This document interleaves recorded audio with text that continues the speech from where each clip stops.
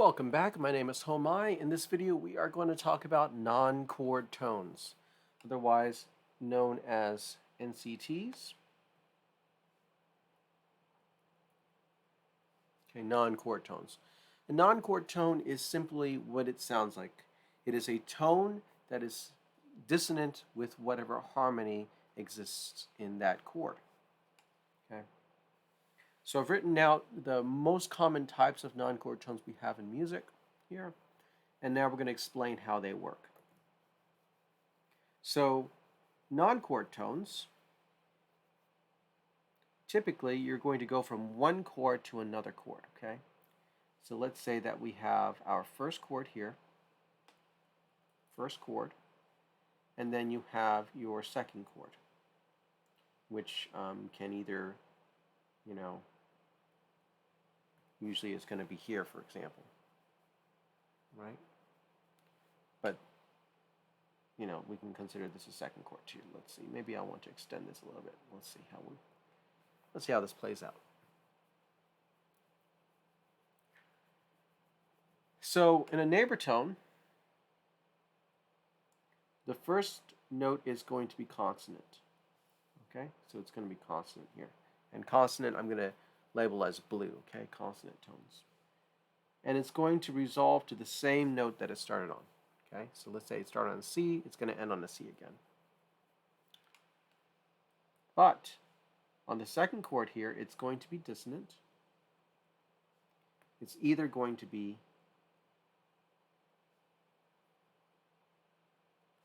going up a step to a dissonant tone or down a step to a dissonant tone. Okay? So in music, it'll look like this. You have three notes like this, where the middle note is the dissonant tone. And the first and third notes are consonant. That's what a neighbor tone is going to look like. And I'm going to show you what this looks like on sheet music as well. Let's take a look at passing tone. Passing tone is when you're going from one note. Okay, you're going to end up a third away, and the dissonant note is a step between the two notes, the first and third notes. Okay, so it might look something like this. So you have three notes moving in stepwise motion, and the second note is dissonant. That's your non-chord tone. So in this case, this is our neighbor tone. In this case, it's our passing tone.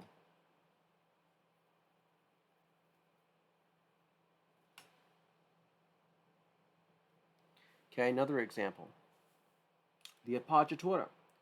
An appoggiatura happens, let's say, when you're going from one note and you're leaping.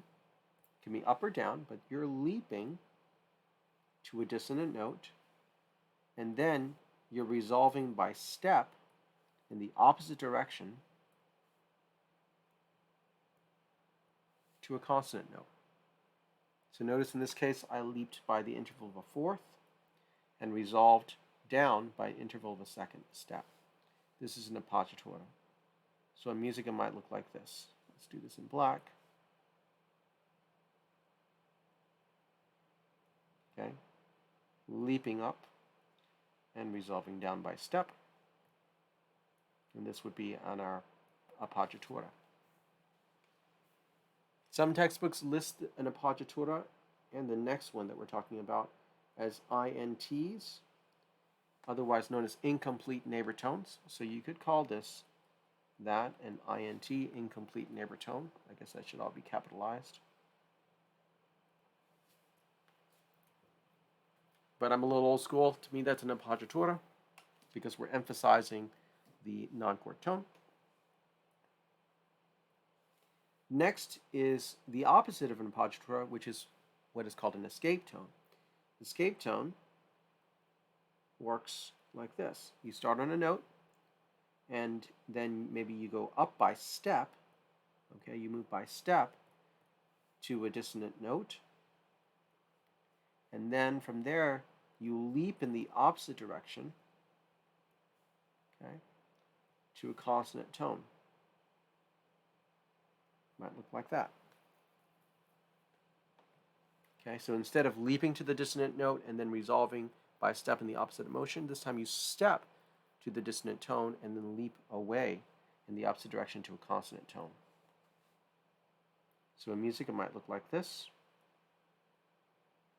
So let's say that we're here and we're stepping to dissonance, and then we're leaping away back to consonants. This would be an escape tone. Okay, this is also an incomplete neighbor tone. It's called that because you can see that there's a neighbor here, just like there's a neighbor here in the appoggiatura. Okay. Next, let's talk about this, the anticipation. Anticipation, you start with a consonant note, then you move. It can be by step or leap. It doesn't have to be by step or leap. It can be either. You move to a dissonant note, but that dissonant note stays the same. It remains static and becomes the consonant tone. So basically, you're anticipating the next chord, so it moves early. That one voice will move early. Okay, an example might be like this. Maybe I go from here, like there. So at this point, they're consonant. Now this voice moves to F sharp, making it dissonant, and then it becomes a consonant tone when the chord actually changes. So in music, this might look like this. Okay, we're moving to a dissonant tone, and then this remains the same. And this would be your anticipation, A-N-T. Next, let's take a look at suspensions. Suspensions are really cool. The way suspensions work are like this. And in this case, your second chord is here, okay? Your second chord is here. First chord here, second chord here. It starts off with a note that is consonant. It stays the same, but now that note becomes dissonant, even though it's the same note, because the harmony has changed. And then we'll resolve down by step to the consonant pitch. Okay? So it's like kind of like the opposite of an anticipation. A suspension starts with a note that's consonant. It stays on that note, usually ties. Okay? Usually there's a tie. It doesn't have to be tied, but it stays on the same pitch. The harmony changes such that that pitch is now dissonant, and then it resolves down by step to a consonant pitch. So that might look like this. So you start here, tied to here, and then it resolves down, where this is your suspension, S-U-S, suspension. And we're going to do a separate video on suspensions in more detail. Let's talk about two other non-chord tones that exist. You have the opposite of a suspension, which is called a retardation. Okay, retardation is just the opposite.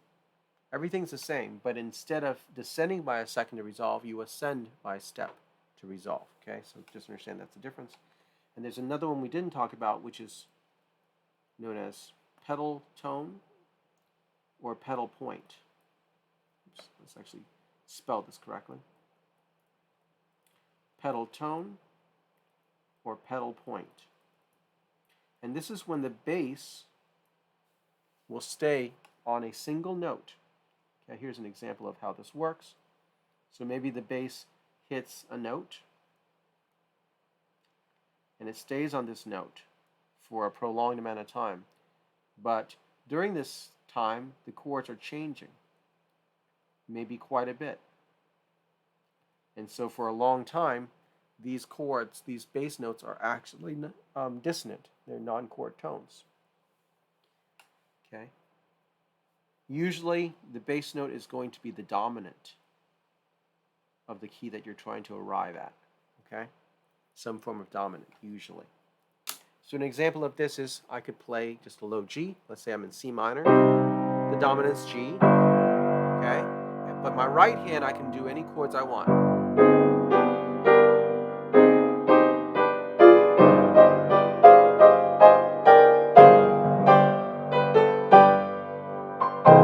And then I resolve back to 1. Okay, so you can see it creates a lot of tension there.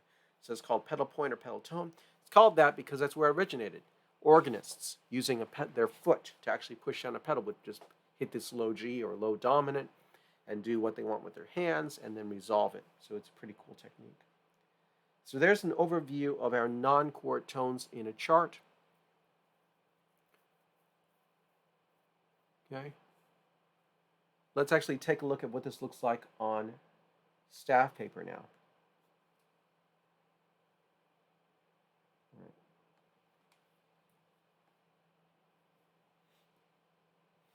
Okay.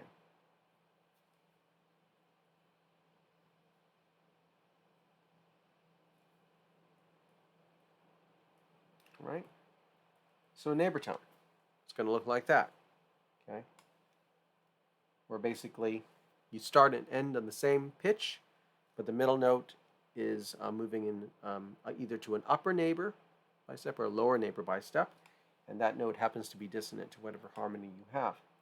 You can also have what's called a neighbor group. Looks like this, where you go to the upper neighbor, and then you visit the lower neighbor, or reverse, it can be vice versa, and then return to the original note. That's a neighbor group. Neighbor tone, neighbor group. Passing tone, pretty easy to understand. Moving between a third, just fill in a second in between. The second ends up being dissonant. If it's not dissonant, it's not a passing tone, because it's not a non-chord tone. You're not passing through it, okay, since it's harmonic, it's chordal. You can also have, on occasion, passing groups. Passing groups. If both of these tones are non-chord tones, then you can have a passing group. Okay. If you're dealing with, let's do the appoggiatura first. Might look like this. Leap up, step down. This is an appoggiatura. So long as this note that I've marked here is the NCT, I like to put in parentheses. You could circle them. You can do whatever indication you'd like to do. Appoggiatura. And then you can also have something like this. Step to the dissonant note, leap away to consonants. This is an escape tone. Remember, both of these are also known as incomplete neighbor tones. Okay. And then we have the anticipation. Anticipation, you go from one note, maybe you leap to another one, and then it stays the same. But this one is dissonant anticipation. You're anticipating the change of the chord early.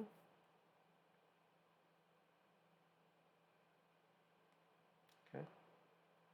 And let's take a look at the suspension. So suspensions stays the same, then resolves down by step, where this note is dissonant. Okay, and like I said, in the next video we're going to go into actual examples, and I'm going to go into detail on the different types of suspensions we have. I hope this video was helpful. Let me know if you have any questions in the comments below, and I look forward to seeing you in the next video.